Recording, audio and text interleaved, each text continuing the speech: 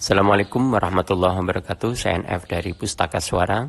Saya membawa satu buku yang cukup menarik berjudul Pararaton Biografi Para Raja Singasari Majapahit, karya Heri Purwanto. Buku ini cukup tebal, lebih dari 500 halaman dan diterbitkan oleh Javanica. Buku ini baru saja terbit, tepatnya Juli 2023. Nah, saya tidak akan mengulas buku semua isinya karena tentu memakan waktu dan saya tidak punya kemampuan lebih untuk mengulas begitu banyak halaman dalam beberapa menit saja. Nah, ada satu poin penting yang coba saya hadirkan, yakni silsilah biografi atau sejarah atau cerita kisah sosok dari Ken Angrok yang merupakan bagian terbesar dari buku Pararaton yang dikarang, buku Pararaton Biografi Para Raja Singasari Majapahit yang dikarang Heri Purwanto. Sekilas tentang buku ini, bahwa buku ini tidak hanya menerjemahkan, atau Heri Purwanto sang penulis ini tidak hanya menerjemahkan Pararaton, tapi juga menafsirkan dan menjelaskan dari berbagai sumber yang diperoleh. Jadi buku ini sangat kaya, apalagi dengan bahasa tutur yang sangat sederhana, bahasa tulis yang sangat sederhana, sehingga memudahkan pembaca awam seperti saya untuk menikmati buku yang cukup tebal ini. Kita mulai dari apa yang saya sebutkan tadi, yaitu biografi atau silsilah kisah tentang Ken Angrok. Di sini disebutkan Angrok sebagaimana teks yang ada di Pararaton. Biasanya kalau kita kenal Ken Arok, jadi ini menggunakan Ken Angrok. Kalau Pramudia Anantatur menggunakan Arok Dedes di salah satu bukunya. Nah, kisah Ken Angrok ini di proses kelahirannya ini memang sampai dewasa ini memang dibumbui banyak mitos kalau disebutkan di buku Pararaton ini. Yakni siapa sebenarnya Ken Angrok itu? Ken Angrok itu adalah reinkarnasi dari orang yang atau pemuda yang memang dia mengorbankan diri. Jadi kisahnya ada anak dari seorang janda di Jiput itu sangat nakal sekali. Lalu ada seorang empu bernama Empu Tapawengkeng ini yang hendak membangun gapura. Nah, salah satu syaratnya kalau dia mau berhasil membangun gapura itu adalah membuat korban atau mengorbankan seorang laki-laki, anak laki-laki. Maka anak yang nakal itu dengan rela, dengan pasrah dia mengorbankan diri dengan harapan dia bisa bereinkarnasi menjadi seorang yang baik, seorang yang hebat. Nah, lalu anak itulah yang meninggal. Diyakini bahwa anak janda dari Jiput inilah yang kemudian mereinkarnasi menjadi Ken Angrok. Nah, Ken Angrok sendiri lahir dari Ken Endok. Ken Endok ini sebenarnya mempunyai suami bernama Gajah Pora, namun konon Ken Endok ini tidak bersenggama dengan bersetubuh dengan Gajah Pora, tapi dengan Batara Brahma. Jadi kita bisa membayangkan seperti Dewi Kunti di cerita wayang Mahabharata, Dewi Kunti yang dengan Batara Surya yang akhirnya melahirkan Karna. Nah, kalau di sini ini kan Endok dengan Batara Brahma, lalu hamil dan melahirkan namanya Ken Angrok. Seperti Karna juga, jadi Dewi Kunti juga membuang ke sungai. Kalau Ken Endok ini membuang kalau di sini disebut ke kuburan. Jadi lalu Ken Angrok bayi ini ditemukan oleh Ki Lembong. Jadi Ki Lembong inilah yang kemudian membawa Ken Angrok dan merawatnya hingga dia menjadi anak yang lincah, anak kecil. Dan karena Ki Lembong ini adalah seorang pencuri, maka dia diajak mengembala, diajak mencuri, dan dia menjadi semacam buronan. Jadi memang dikejar-kejar warga, dikejar-kejar masyarakat karena dengan bapaknya melakukan peristiwa-peristiwa kriminal. Lalu kabur. Ken Angrok ini kemudian melarikan diri ke Kapundungan. Kalau Heri Purwanto menyebut Kapundungan ini Landung Sari atau desa Landung Sari kalau di Malang ada terminalnya, terminal Landung Sari. Nah, disitulah Ken Angrok melarikan diri dan bertemu dengan seseorang yang bernama Bango Samparan. Bango Samparan ini dia seorang penjudi dan berhati keras. Lalu Ken Angrok ini diasuh oleh Bango Samparan. Jadi di setiap hari juga diajak berjudi, dan Bango Samparan ini merasa mendapatkan berkah. Istilahnya ketika Ken Angrok ini selalu ikut judi, dia selalu menang. Lalu berkenalanlah Ken Angrok ini dengan Tuan Tita. Tuan Tita ini Tuan ini bukan dipertuan yang dimaksud ya. Maksudnya Tuan ini memang namanya Tuan Tita. Dia sebaya dengan Ken Angrok, dan dua sahabat ini lalu berguru ke seorang janggan. Jadi seorang yang pintar. Dia berguru tentang baca tulis, tentang penanggalan, kalender, dan lain sebagainya.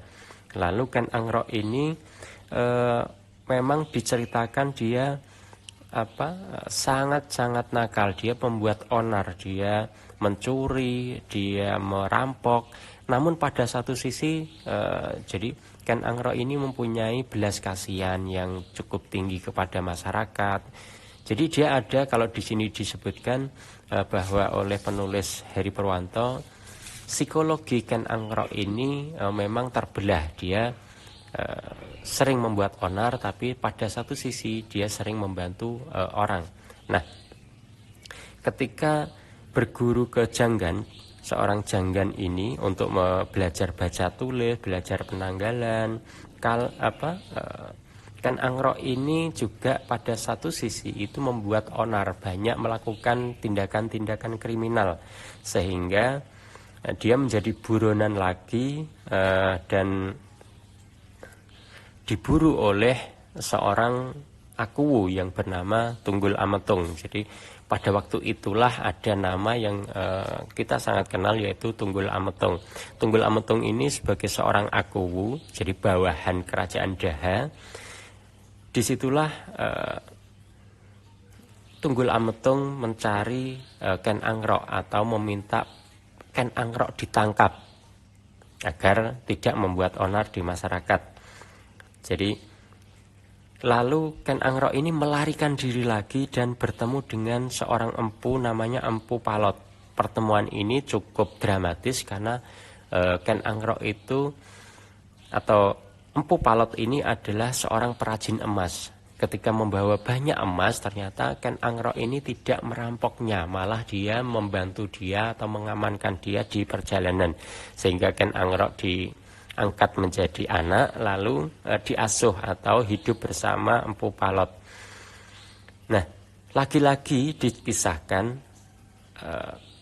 Ken Angrok ini membuat onar atau melakukan tindakan kriminal lagi, sehingga perburuan dari Tunggul Ametung untuk mencari prajurit-prajurit, istilahnya petugas-petugas dari Tunggul Ametung itu mencari Ken Angrok untuk ditangkap, sehingga Ken Angrok itu melarikan diri lagi dan bersembunyi di Gunung Pustaka, disebutkan Gunung Terawi. Lalu disitulah Ken Angrok itu bersemedi dan memperoleh wangsit bahwa suatu saat dia akan menjadi Raja Jawa atau menguasai Jawa. Salah satu caranya adalah dia harus mencari seorang Brahmana yang bernama Dahyang Lohgawe. Nah, Dahyang Lohgawe inilah yang kemudian singkat cerita menjamin bahwa Ken Angrok ini bisa menjadi mengabdi ke Tunggul Ametung. Jadi dikejar-kejar oleh Tunggul Ametung karena membuat onar, lalu Ken Angrok ini dengan jaminan Dahnyang Loh Gawe menjadi abdi di Akuwu Tumapel. Dari sinilah Ken Angrok mulai berada di lingkaran Tunggul Ametung, di lingkaran Akuwu Tunggul Ametung. Lalu timbullah keinginan Tunggul Ametung, keinginan Ken Angrok untuk membunuh Tunggul Ametung. Maka salah satu caranya, kata Loh Gawe, bahwa Ken Angrok harus mendapat restu orang tua, karena Loh Gawe sebagai seorang Brahmana tidak mungkin merestui pembunuhan. Lalu Ken Angrok mendatangi Bangu Samparan dan merencanakan atau mengatakan bahwa dia akan membunuh Tunggul Ametung untuk menguasai Tumapel. Jadi Tunggul Ametung ini Akuwu di Tumapel, lalu Bangu Samparan ini merestui dan meminta atau memberi jalan untuk bertemu atau meminta keris ke Empu Gandring. Kita sangat kenal dengan mitos keris Empu Gandring. Nah, Ken Angrok ini akhirnya menemui Empu Gandring untuk memesan keris. Dan kita tahu cerita-cerita yang sering kita dengar, Ken Angrok membunuh Empu Gandring karena menganggap kerisnya hasilnya kurang bagus ketika waktu 5 bulan yang diberikan oleh Ken Angrok itu tidak juga selesai. Jadi tangkainya belum ada dan hasilnya menurut Ken Angrok itu tidak memuaskan. Jadi ditusuklah Empu Gandring dan meninggal. Tapi kutukan Empu Gandring itu yang menjadi kemudian mitos yang sering kita dengar, saling membunuh dan dengan menggunakan keris itu. Nah, bagaimana Ken Angrok itu membunuh Tunggul Ametung? Dikisahkan bahwa keris itu ketika sudah dibawa oleh Ken Angrok ke Tumapel, ada temannya bernama Kebu Ijo itu yang sangat menyukai keris itu. Lalu dipinjemlah keris itu oleh Kebu Ijo. Di mana-mana keris itu dibawa sehingga masyarakat atau prajurit atau siapapun tahu bahwa keris itu dibawa oleh Kebu Ijo. Nah, siasat dari Ken Angrok ini mulai jalan.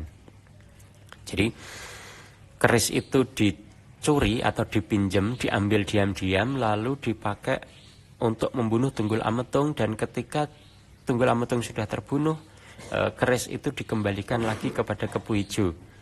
Sehingga semua orang menganggap bahwa Kebu Ijo lah yang membunuh Tunggul Ametung. Kisah selanjutnya ketika pada akhirnya Ken Angrok itu akhirnya menggantikan Tunggul Ametung, lalu singkat cerita menikahi Ken Dedes. Nanti untuk sosok dan Ken Dedes mungkin akan saya ulas di kesempatan lain. Nah, ketika menikahi Ken Dedes inilah Ken Angrok mulai memaklumatkan yang dulu Tumapel itu bukan kerajaan, lalu ketika Ken Angrok memimpin itu menjadi dimaklumatkan sebagai kerajaan, yaitu dengan restu dari Dahnyang Loh Gawe tadi.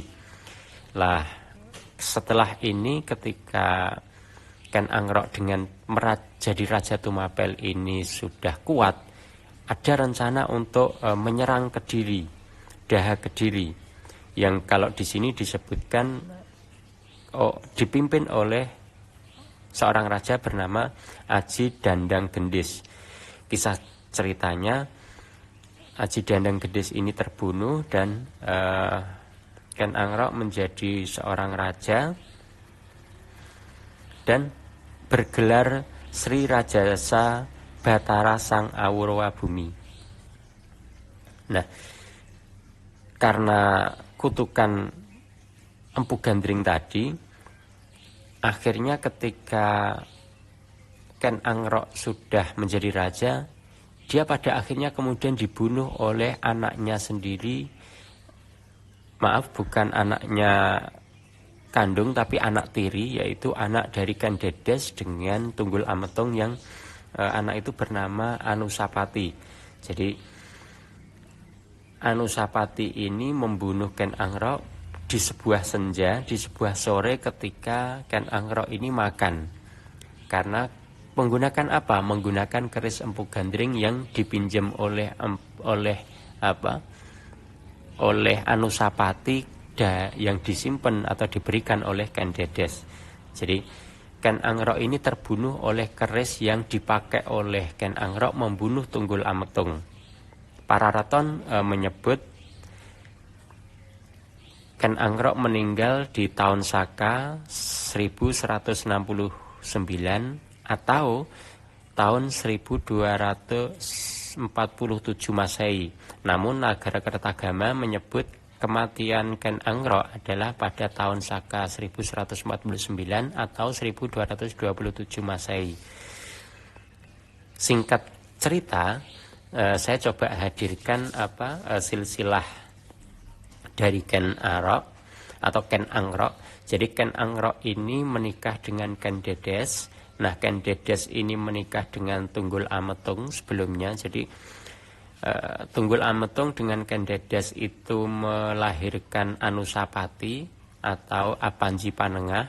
Lalu Ken Angrok menikah dengan Ken Dedes itu mempunyai 4 putra, yaitu 1 Mahesa Wongateleng, Apanji Saprang, Agribaya, dan keempat Dewi Rimbu.